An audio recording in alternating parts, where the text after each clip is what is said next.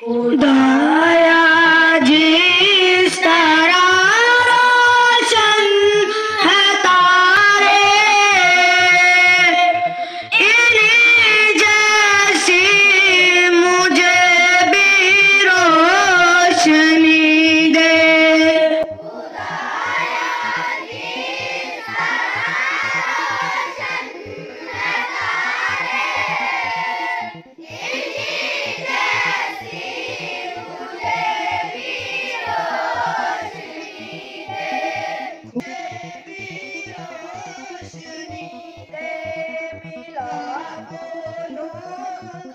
Pleasant good morning to all of you. जैसा आप लोग जानते हैं कि हस्ब मामूल रोजाना हमारा प्रोग्राम होता है कि हर बच्चे ने रूटीन में यहाँ पे आके कुछ न कुछ बोलना होता है मॉर्निंग असेंबली में। शेख मकतब है एक इमारत घर, शेख मकतब है एक इमारत घर, जिसकी सुन्नत है रूह इंसानी। हम सबको चाहे कि अपने वालिदैन की बहुत खिदमत करें, क्योंकि वालिदैन की कदर उनसे पूछना जिनके वालिदैन इस दुनिया से गुजर चुके होते हैं। निशावर शरीफ क्लास 7 के स्टूडेंट 8 7 6 8 7 4 3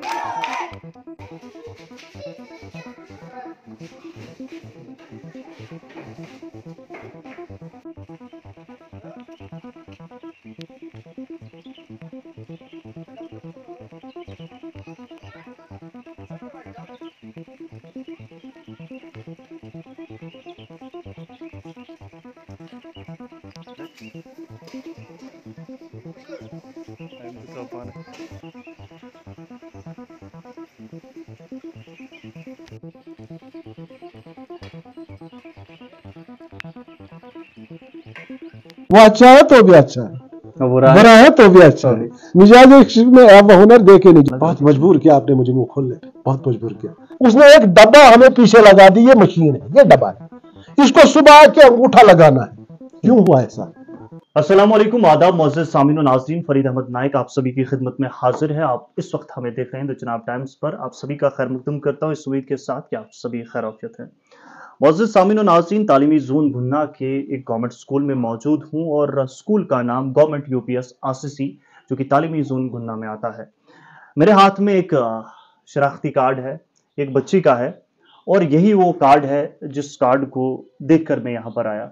यहाँ पर मैंने देखा कि एक बच्चा सड़क से जा रहा था, स्कूल की तरफ आ रहा था। उसके गले से लटका हुआ ये शनाख्ती कार्ड, उसके गले से लटकी हुई टाई और बेल्ट मैंने देखी, वर्दियाँ मैंने 2 किस्म की देखी। तो मुझे पहली नज़र में ये लगा कि ये स्कूल जो है कोई प्राइवेट स्कूल यहाँ पर है। लेकिन जब मैंने गौर से देखा, मेरी नज़र पड़ी तो मैंने देखा गवर्नमेंट यूपीएस। तो मैं हैरत में पड़ गया एक दफ़ा कि भाई ये गवर्नमेंट स्कूल में इस तरीके का माहौल, और वो भी जोन गुन्ना में। अक्सर हम वो चीज़ें दिखाते हैं जो मनफी जो है एक चेहरा दिखाती हैं तालीमी निज़ाम का, और हमने देखा है कि अक्सर स्कूलों की हालत खस्ता होती है। नई चीज तो दूर की बात होती है, पुरानी ही खस्ता हालत होती है। खैर, यहाँ पर इस कार्ड को देखकर मैं आया और मैंने बात की हेडमास्टर साहब से। हिज़्ब रवायत थोड़ा सा तारुफ इनका करवा दूं। मोहतरम शौकत साहब हैं, पहले भी आप इन्हें सुन चुके हैं द जनाब टाइम्स पर। तो इनसे मैंने परमिशन मांगी कि मेरे पास एक सुझाव था कि मैं इसको कवर करूं, और इन्होंने परमिशन भी दी और वक्त भी दिया। और इनसे मैंने पूछा कि आखिरकार ये तमाम चीजें कैसे हैं। यहाँ पर पूरी वो ताज़ीन आराइश हुई है। जब लास्ट टाइम मैं यहाँ पर आया था तो मैंने जो देखा था उससे भी आज बेहतर यहाँ पर चीजें हुई हैं, जो कि दिखानी बहुत जरूरी है। ये चेहरा भी दिखाना बहुत जरूरी है। खैर मकदम मोहतरम, आपका और वक्त देने के लिए तहे दिल से शुक्रगुजार हूँ। मैं चाहूंगा कि इस बारे में रोशनी डालें, ये कैसे और कब। शुक्रिया, बहुत बहुत शुक्रिया आपका। ये स्कूल का निज़ाम चलाना जो है एक उस्ताद का फर्ज बनता है जी, कि हमने कैसे स्कूल को चलाना है, इसकी सजावट कैसे करनी है, इसकी फेस लिफ्टिंग कैसे करनी है, बच्चों को कैसे रखना है। गवर्नमेंट की तरफ से हमें 600 रुपया एक बच्चे के लिए मिला था, जिसमें सिर्फ हमने एक वर्दी उनके लिए लेनी थी, वो भी उन बच्चों के अकाउंट्स में आया था, वो बच्चों के डायरेक्टली। तो जब हमारी पेरेंट्स से बात हुई, हमने पेरेंट्स को कहा कि कुछ कदम आप चलें, कुछ हम चलेंगे, ताकि मंजिल पे पहुंचना हमारा आसान हो जाएगा। हो जाए। उन्होंने कहा कि हम वर्दी लाएंगे, पेरेंट्स ने बच्चों के लिए वर्दियां लाई, और ये जो 2 किस्म की वर्दियां वो दोनों उन्होंने लाई। जी जी जी। तो दूसरा रहा टाई, बेल्ट, सॉक्स, उसके बाद कार्ड की बात आप करते हैं, ये सारा कंट्रीब्यूशन मेरे साथियों का है, जो भी मेरा स्टाफ है यहाँ, इन्होंने अपने जेब से पैसा निकाल के इन बच्चों पे लगाया। यानी कि ये पैसा जो है खुद तदरीसी जो अमला यहाँ का है और और जमा करके, और कोई इनकम हमारे पास नहीं है, घर वालों पे कोई लोड नहीं पड़ा। इस पे घर वालों का कोई लोड नहीं है। दूसरी बात, हम उन बच्चों पे खर्च करते हैं जो हमारे जेब खाली करते हैं। मैंने पहली बात की, ये वो बच्चे हैं जो हमारी जेब भरते हैं। जब हम एक माह स्कूल आते हैं, महीने के बाद हमें 70 या 80 हजार तनख्वाह मिलती है, वो इन बच्चों की बदौलत मिलती है। बेशक। अगर हम इन पे 10 या 50 या 200 रुपया अपने जेब का एक बच्चे पे लगा दें, कोई बड़ी बात नहीं है। ये वही बच्चे हैं जिनसे हमारा चूल्हा चलता है, ये वही बच्चे हैं जिनसे हमारे माँ बाप के लिए दवाई आती है, ये वही बच्चे हैं जिनसे जिसके मिलने से हमारे बच्चे बड़े बड़े स्कूलों कॉलेजों में पढ़ते हैं। अगर हम इन पे खर्च कर दें, दरख्त तो यही है जिसके साए तले हम बैठते हैं, लेकिन समझ अपनी अपनी है। अपनी जाहिर सी बात। मैं चाहूंगा, आपको यहाँ पर शायद 1 साल हुआ है जहां तक मेरा अंदाजा है, तब से अब तक बहुत सारी तब्दीलियां यहाँ पर आई। तो पुराना जो स्टाफ था उसकी बात नहीं करेंगे, किस तरीके से क्या था, और अगर तब्दीली आई है, जाहिर सी बात है इसके पीछे मेहनत भी है, तभी ये पॉसिबल है कि ये इतनी तब्दीलियां आई हैं। तो साल में क्या क्या अचीवमेंट्स आपकी हुई, उस पर थोड़ा सा गौर फरमाएं आप, और उस पे थोड़ा सा बयान दें आप। तब्दीलियां आप देख रहे हैं, बहुत सारी तब्दीलियां, ये सारा इसका सारा जो फल है, जो काम है, वो सारा मेरे साथियों का है। एक आदमी कुछ नहीं कर सकता है। सब ने मिल के यहाँ मीटिंग की कि हमने कैसे स्कूल को चलाना है, हमने कैसे इस निजाम को चलाना है। सब साथियों ने मेरे हाथ में हाथ दिया, तो हमने पूरी मिलके पूरी तस्वीर स्कूल की तब्दील कर दी। हमारे पास पहले रोल 20 या 25 था, उसके बाद 57 हो गया, उसके बाद आज 71 है। अभी एडमिशन 1 साल के अंदर मतलब 1-1.5 साल हो गया, मतलब अब दूसरा साल चल रहा है। 1 साल से आपने 70 पार कर गए आप। 1 साल पिछला साल हुआ, जिस पे एनुअल डे के मौके पे, और आप आए भी थे यहाँ। बिल्कुल। आज दूसरा साल चल रहा है। बीच में जिस टाइम मैं आया था तब ये कार्ड वगैरह का सिस्टम नहीं था, ये कहाँ से दिमाग में आया? क्योंकि ये अलग एक चीज है, कुछ अलग ऐसा है कि मुझे यहाँ पर खींच लाया। जाहिर सी बात है, अगर मुझे, मैं यही कहूंगा, तरीका अपना अपना है, काम करने का अपना अपना तरीका है। इससे पहले मैं बटल में था, इससे पहले मैं यूपीएस बटल में था, जहां एनुअल डे बना था, यहाँ डीसी साहब आए थे, फारूक खान साहब आए थे, जहां हमारे सीओ साहब आए थे, यहाँ पे हमने प्रोग्राम किया, बहुत अच्छा प्रोग्राम किया।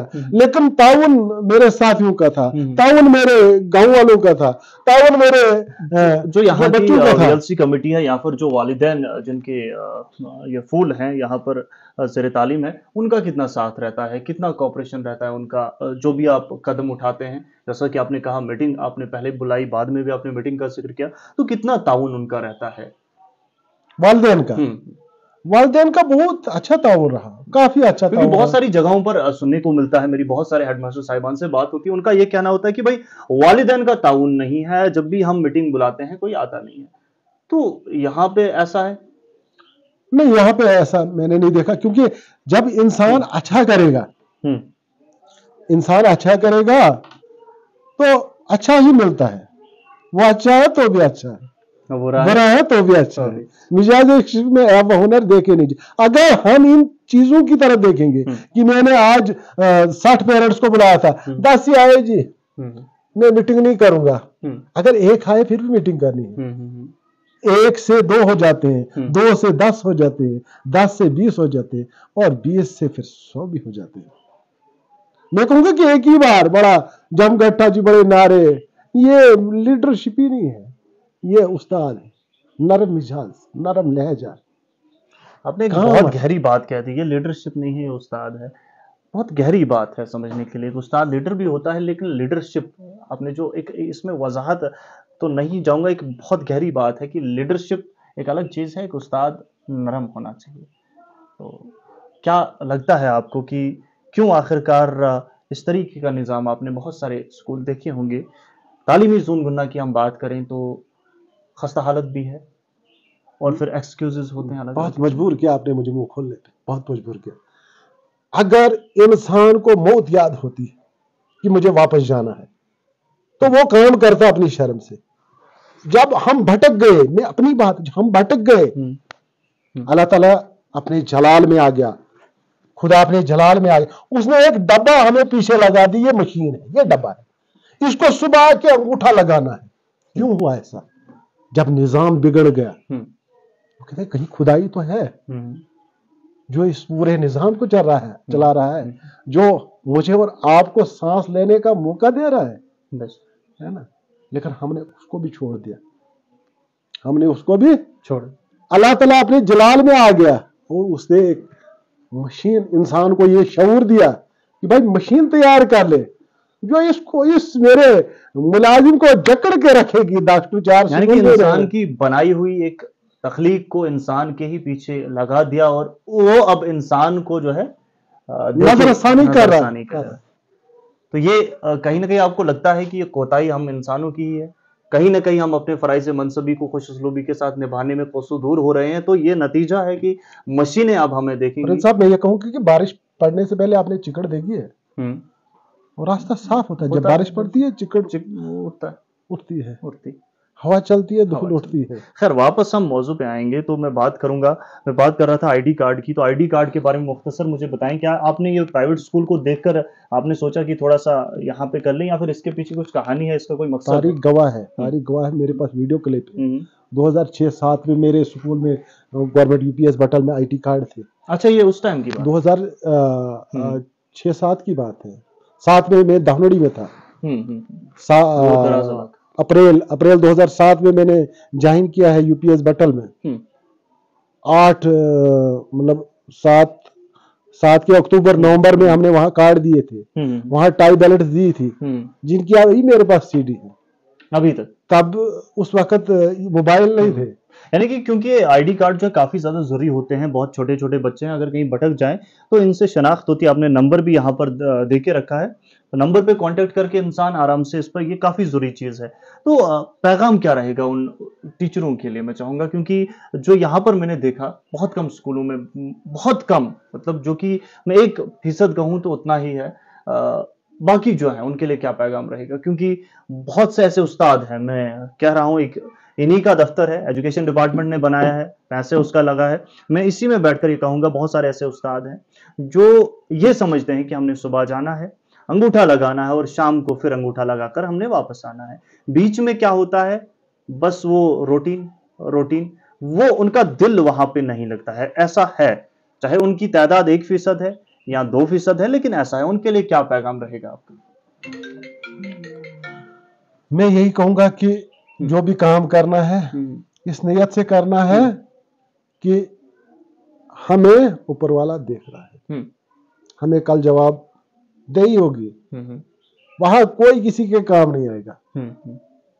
और जो बच्चे हमारे पास आते हैं, चाहे गरीब का हो चाहे मुलाजिम का हो, वो इस नियत से उसको स्कूल में भेजता है कि मेरा बच्चा कल डॉक्टर बने, मेरा बच्चा कल उस्ताद बने, मेरा बच्चा कल पायलट बने, कम से कम इंसान तो बने, कम से कम इंसान तो बने। आखिरी सवाल मेरा है, क्योंकि मसरूफियात भी हैं आपको, मैं आखिरी सवाल आपसे करूंगा।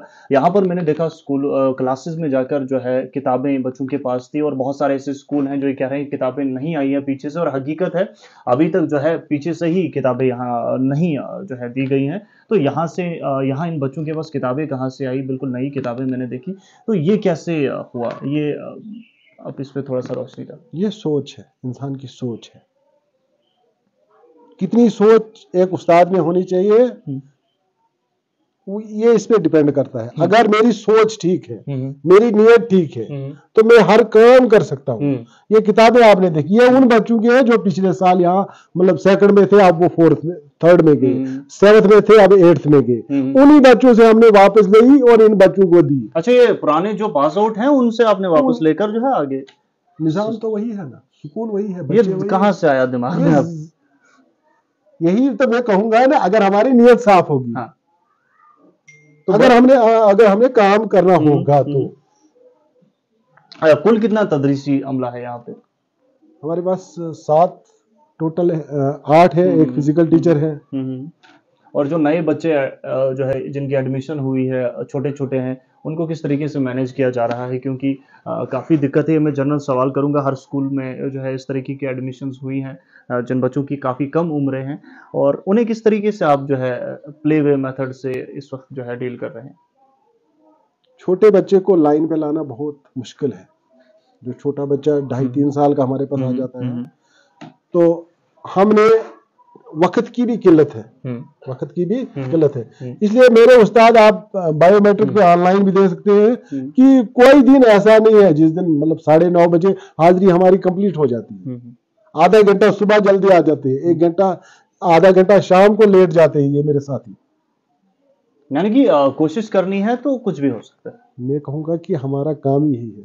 चलिए, बहुत बहुत शुक्रिया, बहुत बहुत शुक्रिया आपका। मोअज़्ज़ज़ सामीन और नाज़रीन, आपने सुना कि किस तरीके से उन्होंने हर सवाल का जवाब दिया, और मैं यहाँ पर आया था, मकसद यही है वीडियो बनाने का कि मैं दिखा पाऊँ कि अगर मेहनत की जाए तो हम कायाकल्प कर सकते हैं। अगर ताज़ीन और आराइश में हम मुकम्मल जो है अपना 100% दें तो ज़मीनी सतह पर बहुत कुछ दिखता है। यहाँ पर एक बिल्डिंग है जिसका जिक्र मैंने पहले भी जो है किया था जब मैं पहले यहाँ पर आया था, जो कि बीच ग्राउंड में है और ज़लज़लों से वो बिल्कुल खस्ताहाल हो चुकी है, वो गिरने की कगार पर है, जिसमें काफ़ी ख़तरा भी है।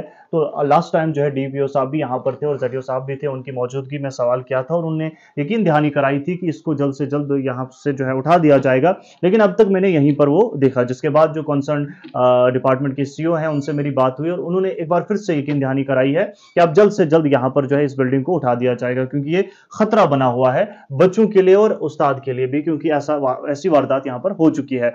अब यहाँ पर जो है टीचर काफी मेहनत करा रहे हैं बच्चों को, जो कि साफ जाहिर होता है। तो मैं यहाँ पर आया और मैंने देखा कि ये तस्वीर भी दिखानी बहुत जरूरी है। जहां हम मनफी पहलू को सामने लाने की कोशिश करते हैं, वहीं जो मुस्बत है उसे भी हमने दिखाना है, ताकि ये सोच जो है आगे बढ़े और आगे बढ़कर बाकी टीचर्स जो हैं वो भी देखें किस तरीके से स्कूल को चलाया जाता है। हाँ, ये सही है कि हर जगह कुछ ना कुछ कमी होती है, कुछ ना कुछ खला इंसान छोड़ देता है, लेकिन हमने देखना है अगर 60 या 70% कहीं पर मस्बत अच्छा काम हो रहा है तो उसको दिखाएं, और वो 30% खुद ब खुद दूर हो जाएगा जब अप्रिशिएट आप करेंगे काम को। और ऐसे स्कूल हमारे जिला डोडा में हैं जिनकी तारीफ में कौन से अल्फाज में अपने अंदर से निकालूं, मेरे पास अल्फाज नहीं है। खैर, यही मकसद था, यही मेरी नियत थी कि आप तक ये तमाम विजुअल्स, तमाम ये मनाजिर पहुंचा पाऊं और आप भी खुद देखकर ये अंदाजा लगाएं कि यहाँ पर भी एक गवर्नमेंट स्कूल है जिसमें प्राइवेट स्कूल के बराबर या फिर बेहतर पढ़ाई हो रही है। इसी के साथ इजाजत चाहूंगा, इस उम्मीद के साथ कि फिर से मुलाकात होगी। बाकी तमाम खबरों के लिए देखते रहिए जनाब टाइम्स। आप सभी का बहुत बहुत शुक्रिया।